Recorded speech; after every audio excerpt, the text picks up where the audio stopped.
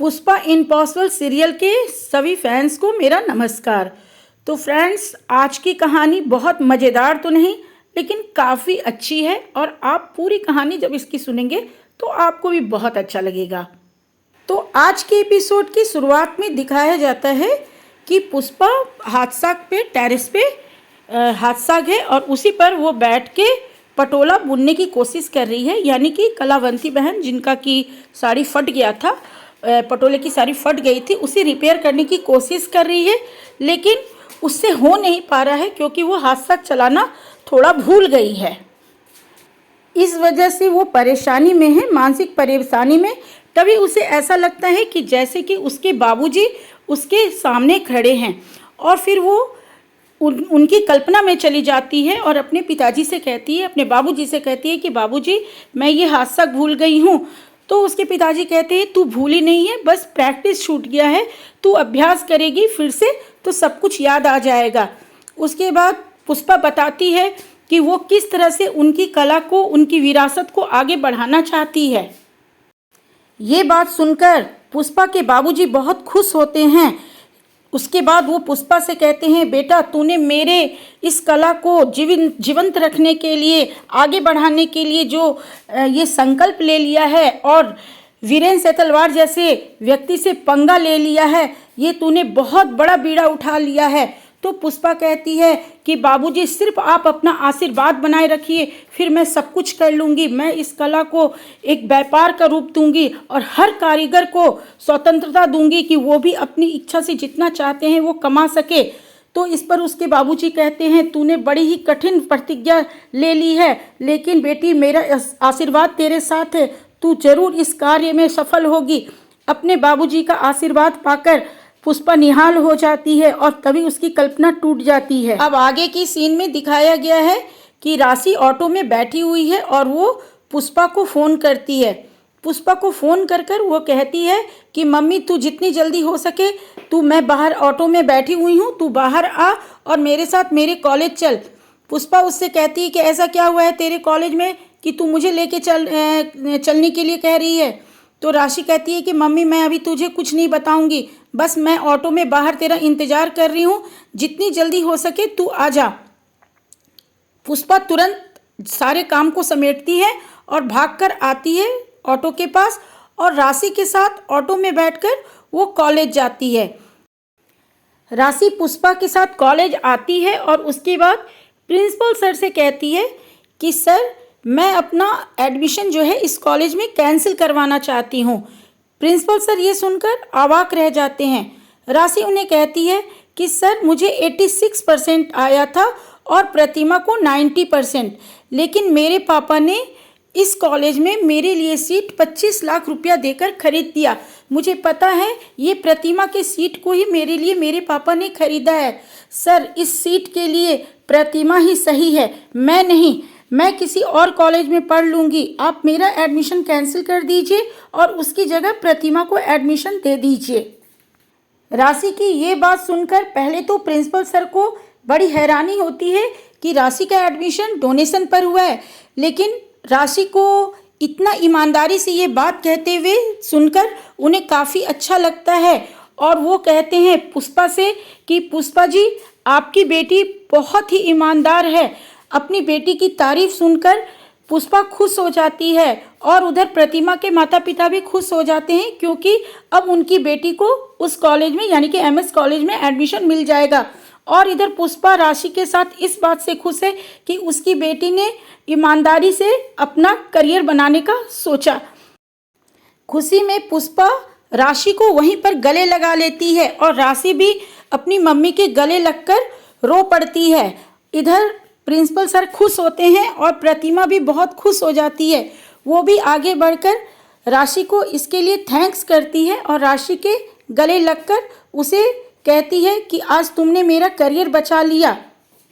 राशि की इस काम से प्रिंसिपल सर इतना खुश हो जाते हैं कि वो पुष्पा से और राशि से कहते हैं कि मैं अपनी कोर्स कमेटी से रिक्वेस्ट करूंगा कि वो राशि के लिए एक एक्स्ट्रा सीट निकाले और मैं चाहूँगा कि राशि का एडमिशन कैंसिल ना करना पड़े और राशि को एक्स्ट्रा सीट यहाँ पर मिल जाए। ये सुनकर तो पुष्पा इतनी खुश हो जाती है कि मत पूछिए, और राशि तो उछल ही पड़ती है।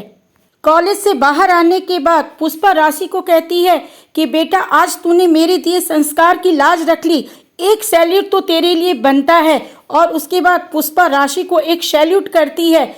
माँ की आंखों में अपने लिए इतना प्यार और सम्मान देखकर राशि एक बार फिर से भावुक हो जाती है और पुष्पा के गले लग जाती है। कहती है कि मम्मी, मैं अब सारी जिंदगी तेरे कहे पे चलूंगी, तूने जो शिक्षा दी है बस मैं उसी पर चलूंगी और तेरा नाम हमेशा बना के रखूंगी, कभी तेरा सर किसी के आगे झुकने नहीं दूंगी अपनी वजह से।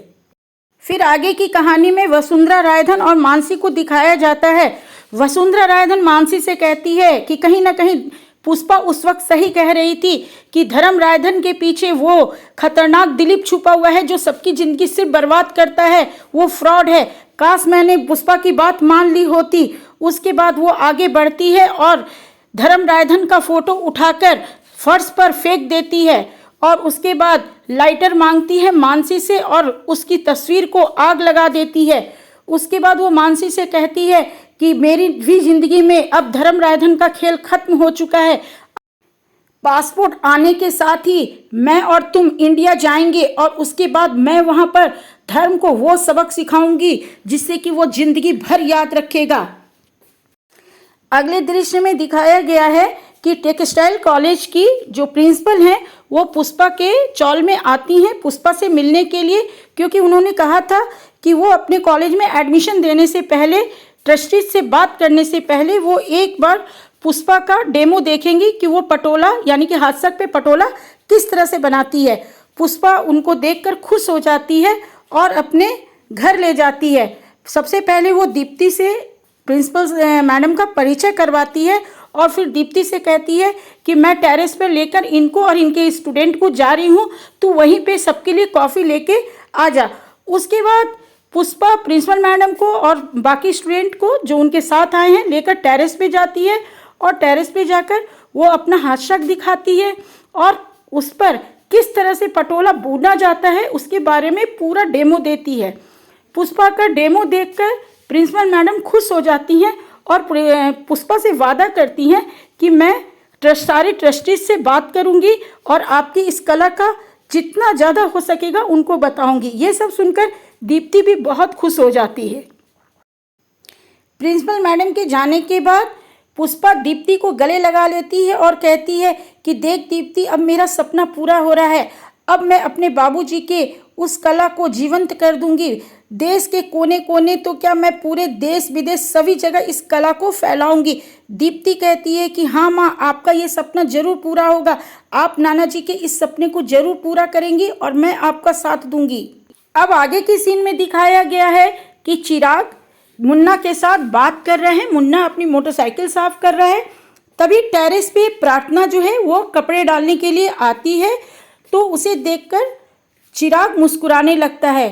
चिराग को देखकर प्रार्थना भी मुस्कुराने लगती है और इन दोनों को एक दूसरे को देखते हुए बापोद्रा देख लेता है।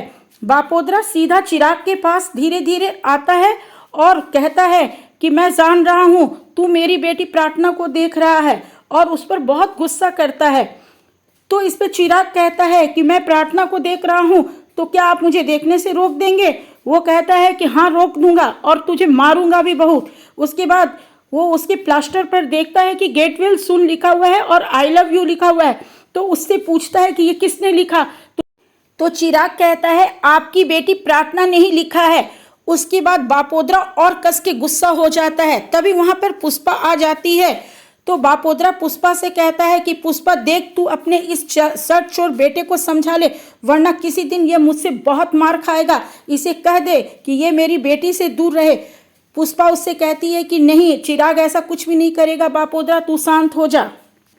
उसके बाद पुष्पा घर आती है तो देखती है कि दीप्ति लैपटॉप पर काम कर रही है। वो दीप्ति से कहती है कि दीप्ति, जाने क्यों घबराहट हो रही है, ये वीरेंद्र सेतलवार ना जाने कैसी चीज़ है तो बहुत ही शैतानी चीज़, लेकिन मुझे कहीं ना कहीं डर लग रहा है कि मैं इस शैतानी चीज़ से कैसे निपटूंगी, कैसे मैं बाबूजी के सपनों को पूरा करूंगी। तभी दीप्ति कहती है कि थोड़ा सा मैं इस सेतलवार के बारे में यानी वीरेंद्र सेतलवार के बारे में पढ़ती हूँ, और उसके बाद वो लैपटॉप पर वीरेंद्र सेतलवार के बारे में कुछ खोजबीन करती है। खोजबीन करने के बाद उसे कुछ ऐसे डॉक्यूमेंट्स मिलते हैं, कुछ ऐसे साइट पे जाने पे उसके बारे में पता चलता है कि वो सही मायने में एक इंटरनेशनल बिजनेसमैन है और पटोला का बहुत बड़ा व्यापार देश विदेश में कर रहा है। साथ ही वो सोशल वर्क के नाम पर वुमेन्स पावर को भी बढ़ाने का कोशिश करता है और ऐसी महिलाओं की मदद भी करता है। ये बात जानकर पुष्पा जो है वो बहुत नाराज़ हो जाती है और दीप्ति से कहती है यह भी एक दिलीप की तरह ही दिखावा पसंद व्यक्ति है, फ्रॉड है। लेकिन मैं सोच ली हूँ दीप्ति कि मैं इससे हारूंगी नहीं, मैं इसके पूरे साम्राज्य को उखाड़ फेंकूंगी। जब तक मैं इसके पूरे साम्राज्य को खत्म नहीं कर दूंगी तब तक मैं बाबूजी के सपनों को भी पूरा नहीं कर पाऊंगी। इस पर दीप्ति कहती है कि माँ आप जीत जाएंगी, आपकी ही जीत होगी, आपके साथ मैं ही नहीं पूरा समाज है, पूरा पाटन है, पूरा रनकी गांव है। तो इस पर पुष्पा कहती है कि ये बात तो तू सही कर रही है, तू मेरे बड़े हौसले बढ़ाती है, तू मेरी बहू नहीं तू मेरी बेटी है। अब आज के एपिसोड के अंतिम सीन में ये दिखाया गया है कि पापोद्रा और सुशीला प्रार्थना को कहते हैं कि मुझे पता है कि तू अभी भी उस शर्ट चोर से मिलती है और तेरा ये जो शर्ट से चोर से मिलना है वो अब मैं और बर्दाश्त नहीं करूँगा, मैं फिर तुझे कहीं बाहर भेज दूँगा। इस पर प्रार्थना डर जाती है और कहती है कि नहीं पापा अब मैं कभी नहीं भेजूँगी, पर मुझे यहाँ से मत भेजिए। सुशीला भी उसे समझाती है कि इतना सख्त मत हो बेटी के प्रति, लेकिन पापोद्रा जो है वो काफ़ी गुस्से में है और प्रार्थना को फिर से एक बार हिदायत दिया है कि मैं ये सब कुछ बर्दाश्त नहीं करूँगा, प्रार्थना तू अपने आप को संभाल ले और उस शर्ट चोर से हमेशा हमेशा के लिए दूर हो जा। तो फ्रेंड्स आज के एपिसोड की कहानी बस यहीं तक थी। कल के एपिसोड में दिखाया जाएगा कि किस प्रकार से धर्मरायधन और पापोद्रा में फिर एक बार कस के लड़ाई होती है।